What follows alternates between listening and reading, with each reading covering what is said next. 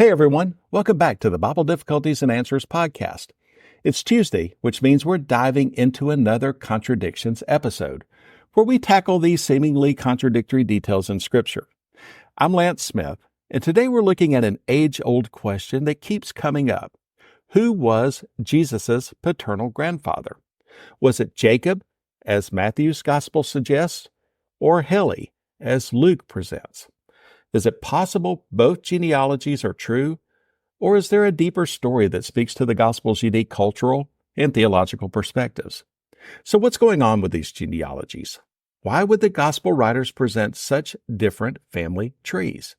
Today we'll examine various explanations, from ancient customs like Levirate marriage to historical differences in audiences, uncovering what these genealogies tell us about Jesus' identity and mission. The Skeptic's Annotated Bible lists two verses, one in Matthew that show Jacob as the grandfather of Jesus, and one in Luke that shows Heli as the grandfather of Jesus. Let's explore each using the New Living Translation. Matthew 1:16. Jacob was the father of Joseph, the husband of Mary. Mary gave birth to Jesus, who is called the Messiah. Luke 3:23. Jesus was about 30 years old when he began his public ministry. Jesus was known as the son of Joseph. Joseph was the son of Heli.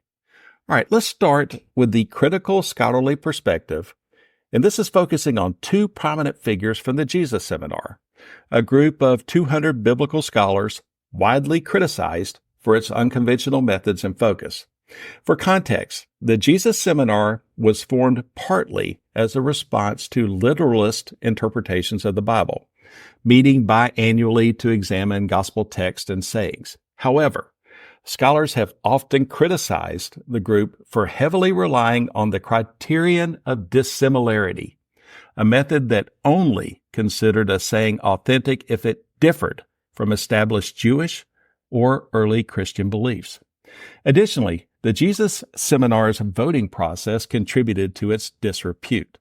Scholars cast votes using colored beads to rate the authenticity of sayings, red and pink for a higher authenticity, gray and black for theological bias, and approach criticized for lacking nuance.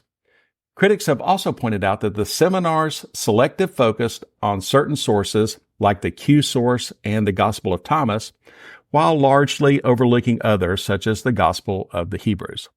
This discredited Jesus Seminar fostered public attention on modern critical scholars like the late Marcus Borg and John Dominic Crossan, both of whom suggest in their 2009 book, The First Christmas, that both genealogies, the one in Matthew and the one in Luke, may be later inventions.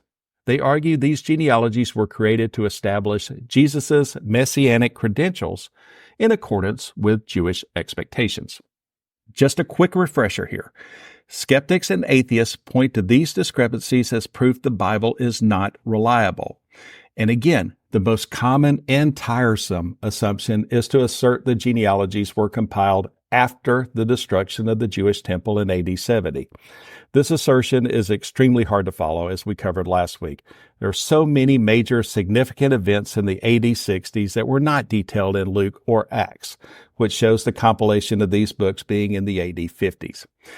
Again, when someone makes an assertion, such as the genealogies were compiled after the destruction of the temple, they bear the burden of proof of their assertion, not you, to prove the claim false.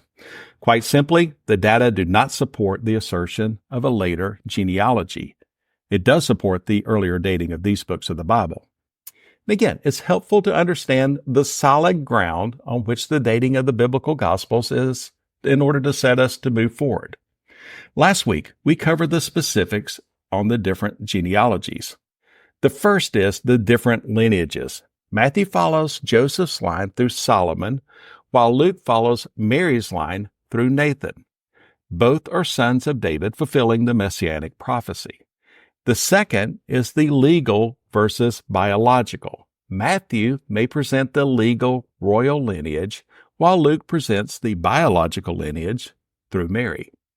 And the third is the adoption theory. Some scholars suggest Joseph was the son-in-law of Heli, Mary's father, explaining why Luke lists Heli as Joseph's father, or by understanding one as a biological father and the other as a legal father. Now, let's delve deeper into these explanations and explore some additional 5 perspectives that scholars have proposed to reconcile this apparent discrepancy. The first is the Levirate marriage theory. Some scholars propose that the difference in Joseph's father could be explained by the practice of Levirate marriage, a custom described in Deuteronomy 25, 5-6. In this scenario, Jacob and Heli could have been brothers. If one died without a son, the other would marry his widow, and their first son would be considered the legal heir of the deceased brother. This theory suggests that Joseph could have been the biological son of one brother, but the legal son of the other. There is a link in the show notes for the article Levirate Marriage in Halatzah that provides further detail. The second perspective is the maternal-grandfather theory. Another perspective posits that while Matthew's genealogy traces Joseph's paternal line, Luke's genealogy might be presenting Mary's lineage, with Joseph mentioned as the son-in-law of Heli.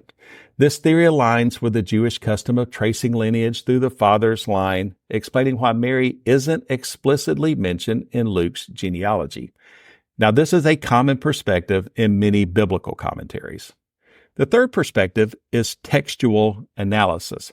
Some scholars have conducted detailed textual analysis of the original Greek text.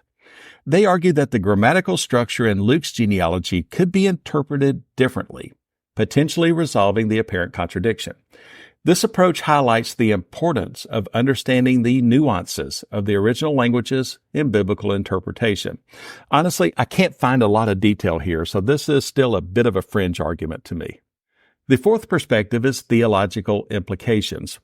Beyond the historical and textual explanations, it's worth considering the theological implications of these genealogies. Both accounts, regardless of their differences, and who may be Jesus' paternal grandfather, affirm Jesus' connection to the Davidic line, fulfilling Old Testament prophecies about the Messiah. The shared purpose underscores the theological unity of the Gospels despite their apparent contradictions and discrepancies. The fifth perspective is harmonization attempts. Throughout church history, various attempts have been made to harmonize these genealogies. From early church fathers like Julius Africanus to modern scholars, many have proposed theories to reconcile the differences.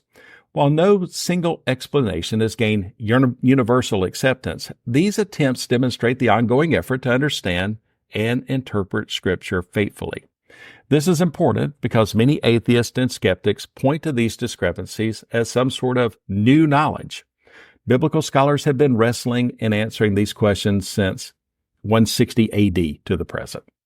Each of these explanations and perspectives brings a unique lens to understand Jesus' identity and mission, showing how the gospel writers tailored these genealogies for their audiences. In conclusion, while the apparent discrepancy in Jesus' paternal grandfather between Matthew and Luke has been a point of contention, it's important to approach this issue with an understanding of the cultural, historical, and theological context of the Gospels. The various explanations and perspectives offered by scholars over the centuries demonstrate the complexity of biblical interpretation and the importance of careful, nuanced study. It's the nuance that skeptics and atheists so often miss. Remember, these genealogies serve a greater purpose than mere historical record-keeping. They establish Jesus' credentials as the Messiah and demonstrate his connections to both the royal line of David and the broader human family. As we grapple with these apparent contradictions, we're invited into a deeper engagement with Scripture, challenging us to think critically and faithfully about the text. So as you think about this discussion, remember that understanding the Bible often involves seeing how different accounts come together to reveal a unified message. Lastly, as we look further into the Skeptic's Annotated Bible, we notice that many contradictions repeat similar themes. To avoid redundancy, we may combine some of these topics in future episodes. Thanks for tuning in to this Tuesday Contradictions edition of the Bible Difficulties and Answers podcast. Remember to send in your questions and let's keep unraveling the fascinating complexities of Scripture together. As always, we love hearing from our listeners. We now have a Bible Difficulties and Answers Facebook page where you can interact with me and other followers of the show.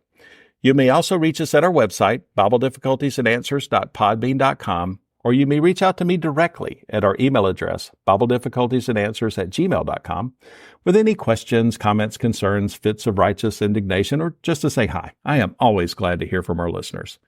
Also, please like and subscribe to this podcast. Tell a friend or two as well.